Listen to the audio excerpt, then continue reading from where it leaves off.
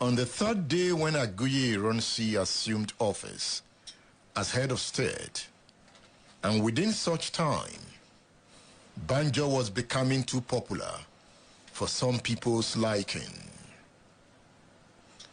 Colonel Victor Banjo was arrested on the flimsy excuse that he had a pistol in his pocket while waiting to meet the head of state, which was contrary to the laid down regulations.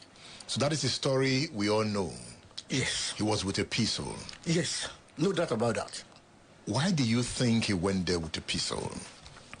This was a military officer, all right? He has not entered the office of the presidency himself. He was sitting in the corridor when some of his comrades in the army asked him, they saw the weapon, because it was not concealed. If he had intention of killing the head of state, Aguiyi Ironsi, he would have concealed the weapon. But he had it on, and it was a new weapon. Oh, so they pretended as if they liked the weapon, which was new. Oh, let us see this weapon. And he gave it to them. A man who was in a mission to kill anyone will not hand over his weapon, because you rely on your weapon to fight. So he handed it over to them, and they took it. That's how they took the gun from him. So they had their own mission. He was innocent. Otherwise, if I'm going to war with anybody, if I had weapon in me, I will conceal it in a way that no one, and if they ask for it, why should I hand over what I rely on to anybody? So for him to have given it to them, it doesn't mean any harm. That's the way I look at it. It did not mean any harm. But he had a weapon. You know, it was a time of turbulence in the country. And that was contrary to laid down regulations, as you stated here. Before, if he was, yes, I agree, but if he entered therein to see the head of state and he carried the weapon inside, perhaps he had intention of dropping it. No one knows. You continue. Yes. They further alleged, without any evidence, that he was among the January 15 coup plotters. Exactly. That's one of the controversies. Yes, and he was not. Bengule confirmed that he was not. Adeboyega confirmed that he was not among them.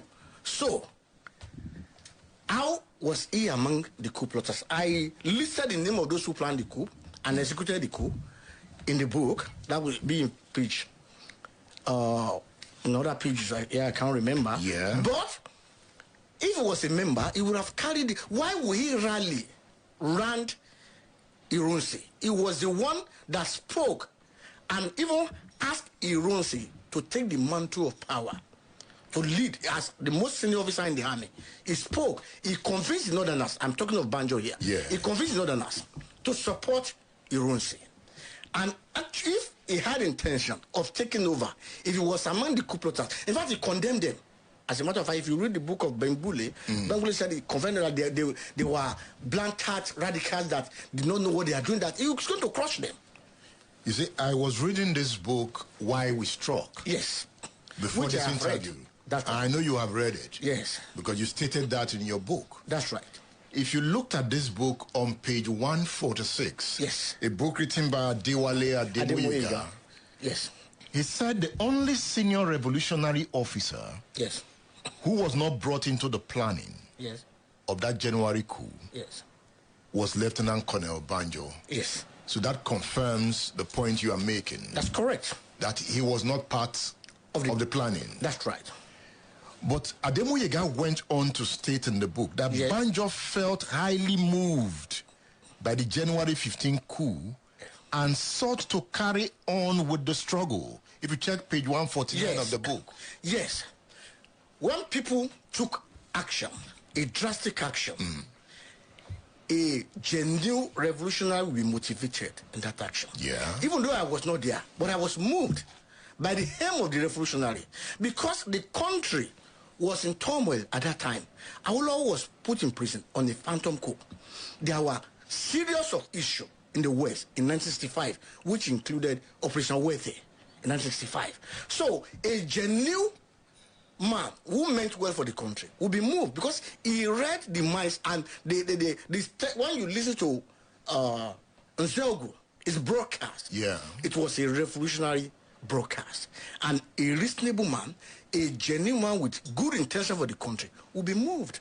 And then, because the principle that he enunciated is what he had in mind as well. So to carry on, to advise Ironsi how to maintain order, how to change the face of the country for better, is what he had in mind. That's what I think Adebuyega will say. To carry on with the spirit of the revolution. You see, I was so interested in what Adebuyega said. He said the only senior revolutionary officer. That's right. Banjo was revolutionary. He was a revolutionary. And he felt highly moved by that revolutionary coup. Exactly. And you think, having known that he's revolutionary, yes, brilliant, that's right, that Ironsi will be comfortable with him?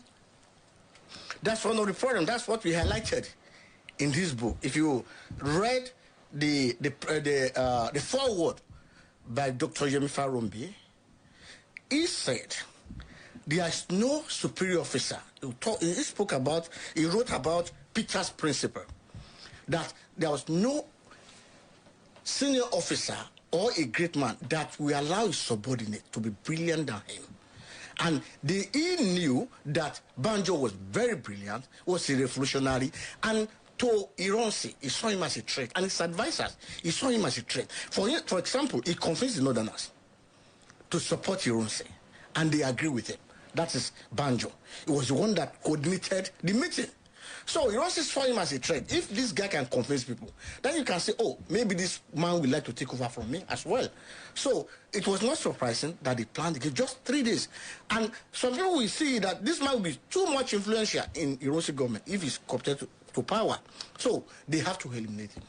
And that's what they did. You know, at some point I was questioning Banjo's revolutionary instinct to understand political environment. Yes.